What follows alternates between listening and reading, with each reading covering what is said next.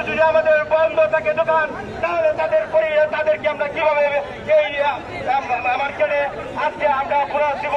আজকে আপনারা জানেন আজকে রাত্রে সারা রাত্রে 11টা পর্যন্ত এই একবারই মাস্টার টাওয়ারে প্রত্যেকটি দোকান থেকে আমরা 3,000 টাকা জমাচ্ছি।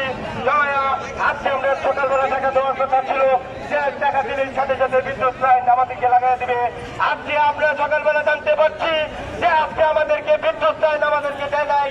একটি মহল মার্কেটের একটি কর্তৃপক্ষ মালিক পক্ষ কেন আমাদেরকে দেয় নাই, সেটার জবাব আমরা চাই। যতক্ষণ একবারই মাস্টার টাওয়ারে বিদ্যুৎ না আসে ততক্ষণ আমরা এই জায়গা থেকে আমরা কখনো যাবো না, ইনশাল্লাহ।